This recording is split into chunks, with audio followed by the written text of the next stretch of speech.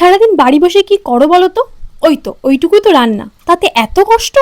ঘরে বসে বসে খাও তো, টের পাও না। সামান্য সংসারের প্রতি খেয়াল নেই, সারাদিন কি শুয়েই কাটাও?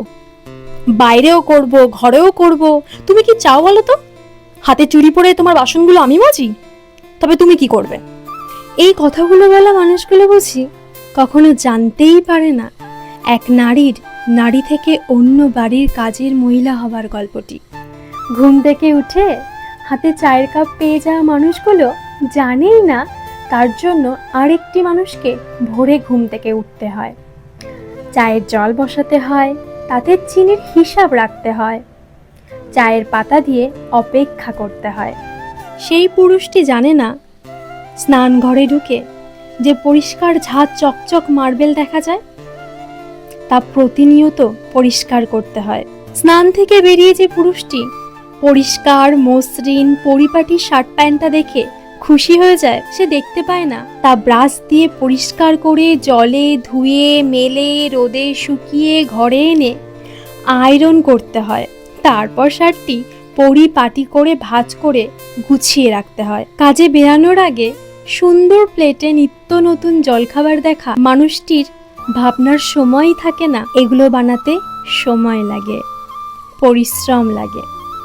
খাবার শেষে টেবিল ছেড়ে ওঠার সময় পড়ে থাকে প্লেটের জায়গায় প্লেট, এঁটো টেবিল, সেগুলি বুঝি বসে থাকলেই পরিষ্কার হয়ে যায়। সারাদিন কাজের পরে দুপুরে যখন টিফিন বাস্ক খুলে একটি সবজি, ডাল, মাছের ঝোল, স্যালাড দেখে মানুষটির খিদে দ্বিগুণ বেড়ে যায়, তখন সে জানতেই পারে না এগুলোর জন্য বাজার করতে হয়, বেছে বেছে তাজা জিনিসটা ঘরে আনতে হয়, সেগুলোকে কেটে ধুয়ে পরিষ্কার করে তরকারি বসাতে হয়। সন্ধেবেলা বাড়ি ফিরে সকালের অগোছালো ঘরটা যখন পরিপাটি দেখায়, তখন দেখেও বুঝি আর দেখা হয় না। রাতে খাবার টেবিলে দুপুরের থেকে ভিন্ন মেনু দেখেও ভাবা হয় না এগুলো করতে পরিশ্রম লাগে। এই যে কাজগুলো যা আপনার মনে হয় অতি সামান্য, এই কাজগুলো করাতে দেশে বা বিদেশে 15 থেকে 50,000 টাকা ব্যয় করতে হয়।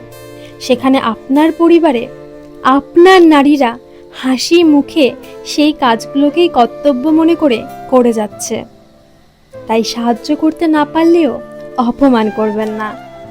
মনে রাখবেন, আপনার জীবনে রবিবার এলেও তার জীবনে কিন্তু কখনোই আসে না।